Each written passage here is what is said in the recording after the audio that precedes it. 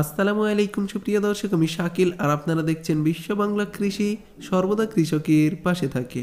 সুপ্রিয় দর্শক, গরমের সবজি ঢেঁড়স বা ভেন্ডি কিভাবে চাষ করতে হবে বাড়িতে বা মাঠে, বিস্তারিত পদ্ধতি দেখানো হয়েছে আজকের এই ভিডিওতে। সিড টু হারভেস্ট আপডেট দেওয়া আছে, বীজ বপন থেকে শুরু করে কিভাবে ফসল উত্তোলন করতে হবে সে সম্পর্কে বিস্তারিত ভিডিও দেওয়া আছে।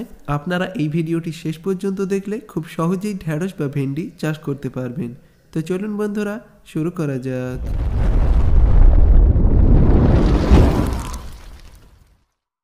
সুপ্রিয় দর্শক, ঢেঁড়স বা ভেন্ডি চাষ করার জন্য প্রথমেই প্রয়োজন হবে বীজ।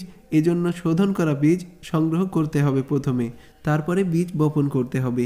আপনি যদি মাঠে করেন তাহলে 2 থেকে 3টি চাষ দিয়ে খুব ভালোভাবে মাটি তৈরি করে নেবেন। তারপরে রশি টাঙিয়ে 1 ফুট দূরত্বে একটা করে বীজ বপন করতে হবে। আর যদি টবে চাষ করেন তাহলে সমপরিমাণ জৈব সার এবং সমপরিমাণ মাটি মিশিয়ে টব ভরাট করে নিতে হবে। 8 থেকে 10 ইঞ্চি টব আপনারা ব্যবহার করতে পারেন ঢেঁড়স বা ভেন্ডি চাষ করার জন্য। তারপরে টবে 3 থেকে 4টি বীজ বপন করতে হবে এবং অবশেষে একটি চারা রেখে দিতে হবে। আমি মাটিতে চাষ করছি, আপনারা টবে এই পদ্ধতিতে চাষ করতে পারবেন। এবং বীজ বপন করার পরে অবশ্যই বীজগুলিকে ঢেকে দিতে হবে এবং মাটি যদি শুকনো থাকে তাহলে অবশ্যই এর উপরে হালকা করে পানি প্রয়োগ করতে হবে। টবের ক্ষেত্রেও ঠিক একই নিয়ম। এবং এই ভিডিওতে আমি সম্পূর্ণ জৈব পদ্ধতিতে ঢেঁড়স বা ভেন্ডি চাষ করে আপনাদেরকে দেখাবো।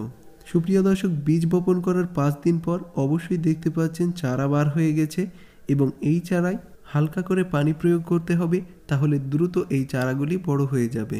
আর মাঝে মধ্যে চারা মিস যেতে পারে, এই জায়গাগুলিকে পূরণ করতে হবে। এজন্য পুনরায় সেই জায়গাতে আপনারা নতুন বীজ বপন করে দেবেন এবং যেখানে 2টি চারা বার হবে সেখানে ভালো চারাটা রেখে খারাপটা তুলে ফেলতে হবে। সুপ্রিয় দর্শক, বীজ বপনের 25 দিন পর অবশ্যই দেখতে পাচ্ছেন চারাগুলি অনেকটাই বড় হয়ে গেছে এবং ভেন্ডি গাছে বিভিন্ন ধরনের পোকা আক্রমণ করতে পারে। এজন্য সপ্তাহে 1 দিন করে নিম অয়েল স্প্রে করতে হবে, তাহলে কোনো ধরনের রোগ বা পোকা আক্রমণ করবে না। এটা অবশ্যই আপনার মাথায় রাখতে হবে। সুপ্রিয় দর্শক, 35 দিন পর চারাগুলি অনেকটাই বড় হয়ে গেছে আপনারা দেখতে পাচ্ছেন এবং অনেকগুলি ভেন্ডির ফুল দেখা দিচ্ছে, যা পরবর্তীতে ভেন্ডিতে পরিণত হবে। আমি নিচ থেকে আপনাদেরকে দেখিয়ে দিচ্ছি। অবশ্যই দেখতে পাচ্ছেন এখানে ফুল ফুটবে এবং প্রচুর পরিমাণে ফলন হবে এবং 2-1টা গাছে ইতিমধ্যে ফুল ফুটে গেছে। আমি এটাতে কোনো রাসায়নিক সার প্রয়োগ করিনি, শুধুমাত্র জৈব সার, গোবর সার প্রয়োগ করেছি এবং সরিষার খোল আপনারা প্রয়োগ করতে পারবেন। সার হিসেবে আপনারা গোবর সার এবং সরিষার খোল প্রয়োগ করবেন এবং কীটনাশক হিসেবে নিম তেল স্প্রে করবেন, তাহলে আর কোনো ধরনের পোকা বা রোগ আক্রমণ করবে না। এবং 45 দিন পর গাছের চেহারাটা পুরোটাই পাল্টে গেছে এবং নিচের দিকে দেখলে এখানে লক্ষ্য করা যাবে অনেকগুলি ভেন্ডি এবং ফুল। প্রচুর পরিমাণে ফলন হবে প্রত্যেকটা গাছে শুধুমাত্র এই উপাদানগুলি ব্যবহার করলে। তাছাড়া রাসায়নিক কীটনাশক বা সার প্রয়োগ করার কোনো প্রয়োজন নেই এবং কচি কচি ভেন্ডি আপনারা অবশ্যই দেখতে পাচ্ছেন। বাড়িতে বা টবে খুব সহজেই আপনারা এটি চাষ করতে পারবেন। ভেন্ডি চাষে রোগ পোকা খুবই কম লাগে, শুধুমাত্র লেদা পোকা আক্রমণ করে ভেন্ডির পাতায়। এজন্য নিম অয়েল স্প্রে করতে হবে, তাহলে আর কিছু প্রয়োগ করার কোনো প্রয়োজন নেই। ছাদ বাগানে বা টবে যদি ভেন্ডি চাষ করা হয় তাহলে 10টি টবে ভেন্ডি চাষ করতে হবে, তাহলে প্রচুর পরিমাণে ফলন হবে এবং যখনই আপনি হারভেস্ট করবেন তখন একবারের মতো অবশ্যই হয়ে যাবে।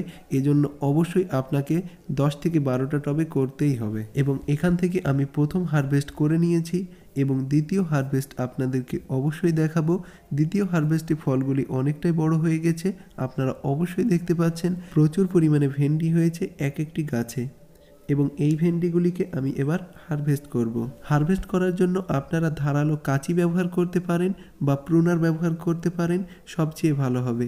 আর হাত দিয়ে ছিঁড়ে নিলে গাছটি দুর্বল হয়ে যেতে পারে, এজন্য কাঁচি বা প্রুনার ব্যবহার করতে হবে। আমি এখানে কাঁচি দিয়ে ভেন্ডিগুলিকে কেটে নিচ্ছি। আপনারাও ঠিক এই পদ্ধতিতে হারভেস্ট করবেন। নিজের চাষ করা ফসল তুলতে কতটা মজা হয় আপনি অবশ্যই জানতে পারবেন। সুপ্রিয় দর্শক, এই ভিডিওটি যদি আপনার ভালো লাগে তাহলে অবশ্যই লাইক করবেন এবং বিশ্ব বাংলা কৃষি চ্যানেলের সাথে থাকতে অবশ্যই চ্যানেলটি সাবস্ক্রাইব করবেন। এবং ভিডিওতে দেখানো পদ্ধতি যদি আপনি অনুসরণ করেন তাহলে খুব সহজেই ভেন্ডি চাষ করতে পারবেন। সুপ্রিয় দর্শক, এই ভিডিওটি ধৈর্য ধরে শেষ পর্যন্ত দেখার জন্য আপনাকে অসংখ্য ধন্যবাদ।